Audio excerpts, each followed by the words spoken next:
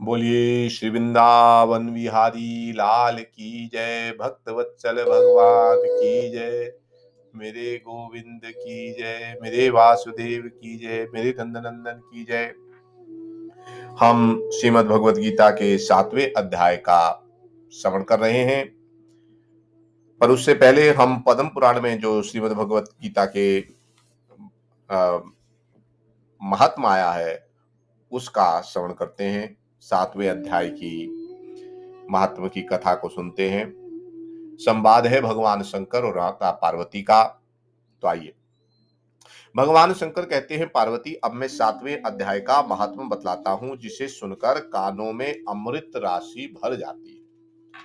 पाटलिपुत्र नामक एक दुर्गम नगर है, जिसका द्वार बहुत ही ऊंचा है। उस नगर में शंखकर्ण नामक एक ब्राह्मण रहता था। उसने वैश्यवृत्ति का आश्रय लेकर बहुत धन कमाया, किंतु ना तो कभी पितरों का तर्पण किया, ना देवताओं का पूजन किया। वह धन और उपार्जन में तत्पर होकर राजाओं का ही भोज किया दिया करता था। एक समय की बात है, उस ब्राह्मण ने अपना चौथा विवाह करने के लिए पुत्रों और बंधुओं के साथ यात्रा की।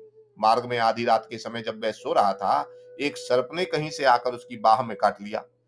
उसके काटते ही ऐसी अवस्था हो गई कि मणि मंत्र और औषधि आदि से भी उसके शरीर की रक्षा असाध्य जान पड़ी। तत्पश्चात कुछ ही क्षणों में उसके प्राण पखेरु उड़ गए। फिर बहुत समय के बाद वह प्रेत सर्प योनि में उत्पन्न हुआ। उसका चित्त धन की वासना में बंधा था।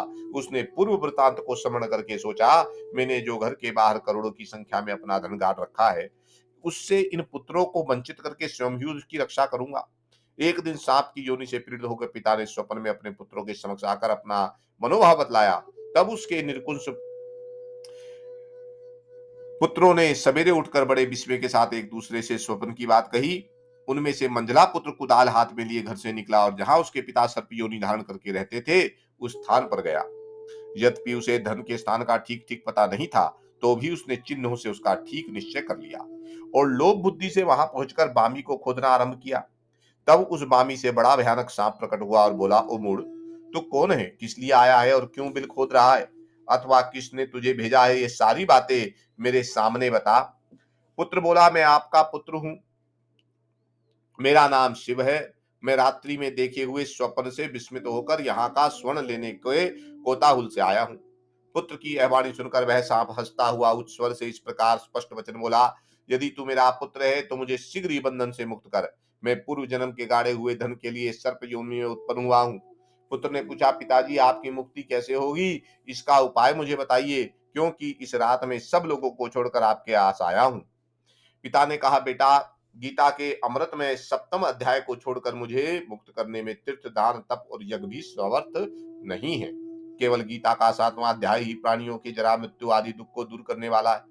पुत्र, मेरे श्राद्ध के दिन 7वें अध्याय का पाठ करने वाले ब्राह्मण को श्रद्धा पूर्वक भोजन कराओ। इससे निस्संदेह मेरी मुक्ति हो जाएगी। बस अपनी शक्ति के अनुसार पूर्ण श्रद्धा के साथ मेरा वेद विद्या में प्रवीण अन्य ब्राह्मणों को भी भोजन कराना। सर्प योनि में पड़े हुए पिता के ये वचन सुनकर सभी पुत्रों ने उसकी आज्ञा के अनुसार तथा उससे भी अधिक किया। तब शकुकर्ण ने अपने सर्प रूपी शरीर को त्याग कर दिव्य देह धारण किया और सारा धन पुत्रों के अधीन कर दिया।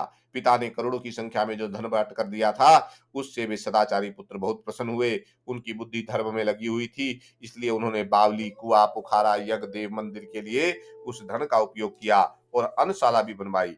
तत्पश्चात 7वें अध्याय का सदा जप करते हुए उन्होंने मोक्ष प्राप्त किया। पार्वती, यह तुमसे 7वें अध्याय का महत्व बताया गया, जिसके श्रवण मात्र से मानव सब पातकों से मुक्त हो जाता है। तो आइए, अब हम भगवान श्री कृष्ण की वाणी को सुनते हैं। गीता जी के 7वें अध्याय में श्री परमात्मने नमः। 7वां अध्याय। उसके उपरांत श्री कृष्ण भगवान बोले, हे पार्थ, तू मेरे में अनन्य प्रेम से आसक्त हुए मन वाला और अनन्य भाव से मेरे परायण होकर योग में लगा हुआ, मुझको संपूर्ण विभूति, बल, ऐश्वर्य आदि गुणों से युक्त सबका आत्मा रूप जिस प्रकार संशय रहित जानेगा, उसको सुन। मैं तेरे लिए इस रहस्य सहित तत्व ज्ञान को संपूर्णता से कहूंगा कि जिसको जानकर संसार में फिर कुछ और जानने योग्य शेष नहीं रहता। हजारों मनुष्य में कोई एक ही मनुष्य मेरी प्राप्ति के लिए यत्न करता है, और यत्न करने वाले योगियों में भी कोई एक ही पुरुष मेरे परायण हुआ मेरे को तत्व से जानता है, अर्थात यथार्थ मर्म से जानता है। हे अर्जुन, पृथ्वी, जल, अग्नि, वायु और आकाश तथा मन, बुद्धि और अहंकार भी ऐसे यह 8 प्रकार से विभक्त हुई मेरी प्रकृति है। यह 8 प्रकार के भेदों वाली तो अपरा है, अर्थात मेरी जड़ प्रकृति है। और हे महाभाव, इससे दूसरी ओर मेरी जीव रूपा परा अर्थात चेतन शक्ति ज्ञान की, जिससे यह संपूर्ण जगत धारण किया जाता है। हे अर्जुन, तू ऐसा समझ कि संपूर्ण भूत इन दोनों प्रकृतियों से ही उत्पत्ति वाले हैं और मैं संपूर्ण जगत का उत्पत्ति तथा प्रलय रूप हूं, अर्थात संपूर्ण जगत का मूल कारण हूं। इसलिए हे धनंजय, मेरे से सिवा किंचन मात्र भी दूसरी वस्तु नहीं है। यह संपूर्ण जगत सूत्र में सूत्र की मणियों के सदस्य मेरे में गुथा हुआ है। हे अर्जुन, जल में रस है। भगवान कहते हैं, हे अर्जुन, जल में मैं रस हूं तथा चंद्रमा और सूर्य में मैं प्रकाश हूं, और संपूर्ण वेदों में ओमकार हूं, आकाश में शब्द और पुरुषों में पुरुष तत्व हूं, पृथ्वी में पवित्र गंध और अग्नि में तेज हूं, और संपूर्ण भूतों में उनका जीवन हूं, अर्थात जिससे वे जीते हैं वह मैं हूं, और तपस्वियों में तप हूं। हे अर्जुन, तू संपूर्ण भूतों का सनातन कारण मेरे को ही जान। मैं बुद्धिमानों की बुद्धि, तेजस्वियों का तेज हूं। हे भरत श्रेष्ठ, में बलवानों को आसक्ति और कामनाओं से रहित बल अर्थात सामर्थ्य हूं, और सब भूतों में धर्म के अनुकूल अर्थात शास्त्र के अनुकूल काम हूं, और भी जो सत्व गुण से उत्पन्न होने वाले भाव हैं और जो रजोगुण से तथा तमोगुण से होने वाले भाव हैं, उन सबको तू मेरे से ही होने वाला है, ऐसा जान। परंतु वास्तव में उनमें मैं और वे भी मेरे में नहीं हैं। गुणों के कार्य रूप सात्विक, राजस और तामस, इन 3 प्रकार के भाव से अर्थात राग, द्वेष आदि विकारों से और संपूर्ण विषयों से यह सब संसार मोहित हो रहा है। इसलिए तीनों गुणों से परे मुझ अविनाशी को तत्व से नहीं जानते, क्योंकि यह अलौकिक अर्थात अति अद्भुत त्रिगुणमयी मेरी योग माया बहुत दुस्तर है। परंतु जो पुरुष मेरे को ही निरंतर भजते हैं, वे इस माया का उल्लंघन कर जाते हैं, अर्थात संसार से तर जाते हैं। ऐसा सुगम उपाय होने पर भी माया द्वारा हरे हुए ज्ञानी ज्ञानी वाले और असुरी स्वभाव को धारण किए हुए तथा मनुष्यों में नीच और दूषित कर्म करने वाले मूढ़ लोग तो मेरे को नहीं भजते हैं। हे भरतवंशियों में श्रेष्ठ अर्जुन, उत्तम कर वाले अर्थार्थी, आर्थ, जिज्ञासु और ज्ञानी अर्थात निष्कामी, ऐसे 4 प्रकार के भक्तजन मेरे को भजते हैं। उनमें भी नित्य मेरे में एक ही भाव स्थित हुए अनन्य प्रेम भक्ति वाला ज्ञानी भक्त अति उत्तम है, क्योंकि मेरे को तत्व से जानने वाले ज्ञानी को मैं अत्यंत प्रिय हूं, और वह ज्ञानी मेरे को भी अत्यंत प्रिय है। यद्यपि ये सभी उदार हैं, अर्थात श्रद्धा रहित मेरे भजन के लिए समय लगाने वाले होने से उत्तम है, परंतु ज्ञानी तो साक्षात मेरा स्वरूप ही है, ऐसा मेरा मत है। क्योंकि वह स्थिर बुद्धि ज्ञानी भक्त अति उत्तम गति स्वरूप मेरे में ही अच्छी प्रकार स्थित है। जो बहुत जन्मों के अंत के जन्म में तत्व ज्ञान को प्राप्त हुआ ज्ञानी सब कुछ वासुदेव ही है, अर्थात वासुदेव के सिवा अन्य कुछ है ही नहीं, इस प्रकार मेरे को भजता है, वह महात्मा अति दुर्लभ है। हे अर्जुन, जो विश्वासक्त पुरुष है, वे तो अपने स्वभाव से परे मेरे तथा उन भोगों की कामना द्वारा ज्ञान से भ्रष्ट हुए उस नियम को धारण करके, अर्थात जिस देवता की पूजा के लिए जो जो नियम लोक में प्रसिद्ध है, उस नियम को धारण करके अन्य देवताओं को भजते हैं, अर्थात पूजते हैं। जो जो सकामी भक्त जिस जिस देवता के स्वरूप को श्रद्धा से पूजन चाहता है, उस भक्त की मैं उस ही देवता में प्रति श्रद्धा को स्थिर करता हूँ। वह पुरुष उस श्रद्धा से युक्त हुआ उस देवता की पूजन की चेष्टा करता है, और उस देवता से मेरे द्वारा ही विधान किए हुए उन इच्छित भोगों को निस्संदेह प्राप्त होता है।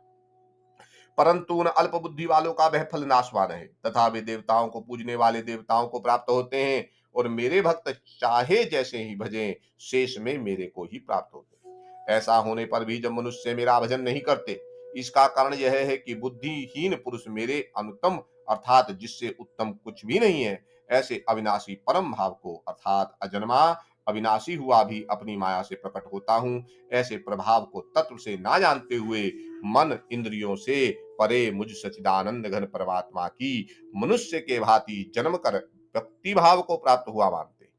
अपनी योग माया से छिपा हुआ मैं सबके प्रत्यक्ष नहीं होता हूं, इसलिए यह अज्ञानी मनुष्य मुझ जन्म रहित अविनाशी परमात्मा को तत्व से नहीं जानता, अर्थात मेरे को जन्मने मरने वाला समझता है।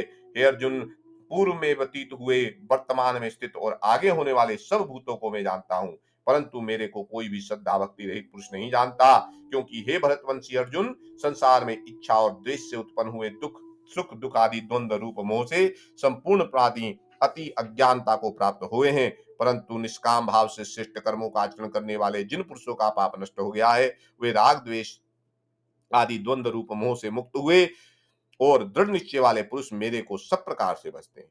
जो मेरे शरण होकर जरा और मरण से छूटने के लिए यत्न करते हैं, वे पुरुष उस ब्रह्म को तथा संपूर्ण अध्यात्म को और संपूर्ण कर्मों को जानते हैं।